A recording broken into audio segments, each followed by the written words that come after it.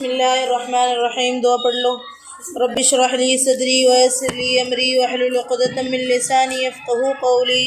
رب زدنی علما رب زدنی علما رب زدنی علما نافعا۔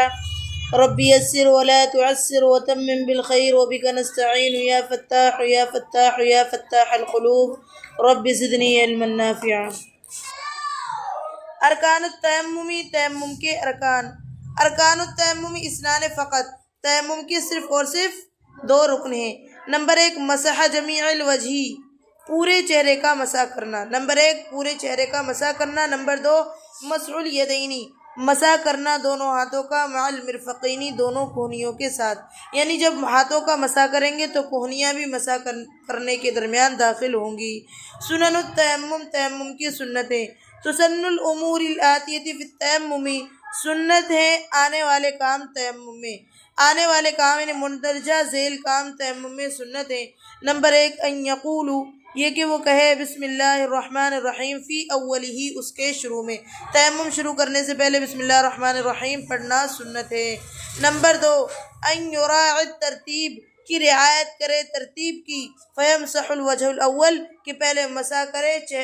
چہرے پر، ثم یدہ الیمنی، پھر دائیں ہاتھ پر، ثم یدہ الیسری، پھر بائیں ہاتھ پر۔ نمبر 3 اللہ یفصل، نہ فصل کرے چہرے اور دونوں ہاتھوں کے مسح کے درمیان، بفعل اجنبی، کوئی غیر کام کا، یعنی جس طریقے سے وضو کے اندر کیا ہے کہ پے در پہ دھونا ہے، ایسے ہی تیمم کے اندر پے در پہ مسح کرنا ہے۔ یہ نہیں کہ ہاتھ اور چہرے کے درمیان مسح کرنے کے درمیان میں کوئی اور کام کر لیا جو تیمم کی جنس سے نہیں ہے۔ یہ کہ نہ فصل کرے چہرے اور دونوں ہاتھوں کے مسح کے درمیان اجنبی کام کے ذریعے۔ نمبر 4 ان یقبل یدیہ، کہ آگے کر لے اپنے ہاتھوں کو، ویدبرہما، اور پیچھے کر لے مٹی میں، یعنی جب ہاتھوں کو زمین پر مٹی پر مارے تو اس کو کیا چاہیے کہ ہاتھوں کو آگے پیچھے کرے تاکہ ہاتھوں میں مٹی اچھی طریقے سے لگ جائے۔ نمبر 5 ان ینفض الیدین، جھاڑ دے دونوں ہاتھوں کو، بعد رفعہما، ان کو اٹھانے کے بعد، من التراب، مٹی سے اٹھانے کے بعد دونوں ہاتھوں کو جھاڑ دے۔ نمبر 6 ان یفرج اصابعہ، کشادہ کر لے اپنی انگلیوں کو، عند وضع الیدین فی التراب، مٹی میں دونوں ہاتھ رکھنے کے وقت، یعنی جب مٹی میں ہاتھ رکھے تو دونوں ہاتھوں کو کشادہ کر لے۔ سمجھ میں آ گیا؟ ان یفرج، کشادہ کر لے، اصابعہ، اپنی انگلیوں کو، عند وضع الیدین فی التراب، دونوں ہاتھوں کو مٹی میں رکھنے کے وقت، دونوں ہاتھوں کو مٹی پر رکھنے کے وقت انگلیوں کو کشادہ کر لے۔ کیفیت التیمم، تیمم کی کیفیت، تیمم کا طریقہ۔ من اراد التیمم شمر عن ساعدیہ، جو ارادہ کرے تیمم کرنے کا وہ چڑھا لے، عن ساعدیہ، اپنے دونوں بازوؤں کو، دونوں آستینوں کو چڑھا لے۔ وقال، اور کہے بسم اللہ الرحمن الرحیم، ناویا استباحۃ الصلاۃ، نماز کو مباح کرنے کی نیت سے۔ جو شخص ارادہ کرے تیمم کرنے کا، شمرہ، چڑھا لے اپنے بازوؤں کو اور کہے بسم اللہ الرحمن الرحیم، نماز کو مباح کرنے کی نیت سے بسم اللہ الرحمن الرحیم پڑھے۔ وَيَضَعُ بَاطِنَ كَفَّيْهِ، اور رکھے دونوں ہتھیلیوں کے، کفیہ، دونوں ہتھیلیوں کے باطنی حصے کو، یعنی اندرونی حصے کو، علی التراب الطاہر، پاک مٹی پر، مفرجن، کشادہ کر لے، بین اصابعہ، اپنی انگلیوں کے درمیان، کشادگی کر لے اپنے انگلیوں کے درمیان، یا اپنی انگلیوں کو کشادہ کر لے، مع اقبال الیدین، دونوں ہاتھوں کو آگے کرنے کے وقت، و ادبارہما، اور ان کو پیچھے کرنے کے وقت، فی التراب، مٹی میں، یعنی جب تیمم کرنے کے لیے زمین پر ہاتھ رکھ کے تو انگلیوں کو کشادہ کر لے، اور کشادہ کرنے کے بعد زمین پر دونوں ہاتھ رکھ کر آگے پیچھے کر لے تاکہ مٹی ہاتھوں پر اچھی طریقے سے لگ جائے۔ من اراد التیمم، جو ارادہ کرے تیمم کرنے کا، شمرہ، چڑھا لے اپنے بازوؤں کو اور کہے بسم اللہ الرحمن الرحیم، ناویا استباحۃ الصلاۃ، نماز کو جائز کرنے، مباح کرنے کی نیت سے، اور رکھے ہتھیلی کے اندرونی حصے کو پاک مٹی پر، کشادہ کر لے انگلیوں کو، یا انگلیوں کے درمیان کشادگی کر لے دونوں ہاتھوں کے اقبال آگے کرنے کے وقت، و ادبارہما اور ان کو پیچھے کرنے کے وقت، فی الترابی مٹی میں، ثم یرفعہما پھر اٹھا لے ان کو، وینفضہما اور جھاڑ دے ان کو،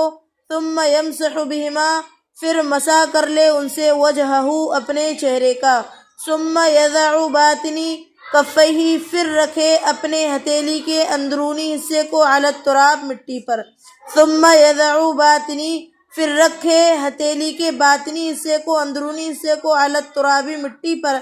مرتن ثانیتن دوسری مرتبہ، کل اولا پہلی مرتبہ کی طرح، یعنی جس طریقے سے پہلی مرتبہ رکھا تھا ہاتھوں کو مٹی پر، پھر ان کو آگے پیچھے کیا تھا، جھاڑا تھا، اسی طریقے سے دوسری مرتبہ کر لے، ثم یمسح پھر مسح کر لے، بجمیع کفہ الیسریٰ بائیں ہتھیلی سے، یدہ الیمنیٰ دائیں ہاتھ کا، پھر مسح کر لے پھیر لے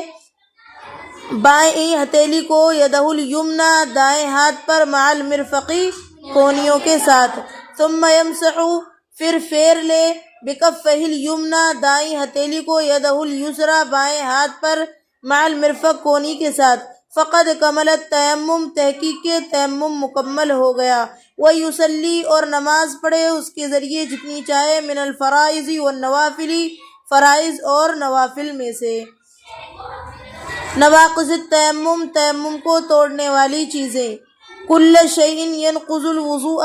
ہر وہ چیز وضو کو توڑ دیتی ہے، ینقض التیمم کذالک اسی طریقے سے وہ تیمم کو بھی توڑ دیتی ہے، یعنی ہر وہ چیز جو وضو کو توڑ دیتی ہے، ینقض التیمم کذالک اسی طریقے سے وہ تیمم کو بھی توڑ دیتی ہے، یعنی جو وضو کو توڑنے والی چیزیں ہیں وہ تیمم کو توڑنے والی چیزیں ہیں۔ اس کے علاوہ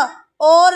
آگے جو بیان کی جا رہی ہیں یہ وہ چیزیں ہیں جن سے وضو نہیں ٹوٹے گا لیکن تیمم ٹوٹ جائے گا۔ القدرۃ علی استعمال الماء پانی کے استعمال پر قادر ہونا، پانی کے استعمال پر قادر ہونا، وزوال العذر الذی اور عذر کا ختم ہو جانا، الذی اباح لہ التیمم جس کے لیے تیمم کیا ہے جائز ہوا تھا، وزوال العذر اور عذر کا ختم ہو جانا جس کے لیے تیمم جائز ہوا تھا، من فقد ماء یعنی پانی کا گم ہونا،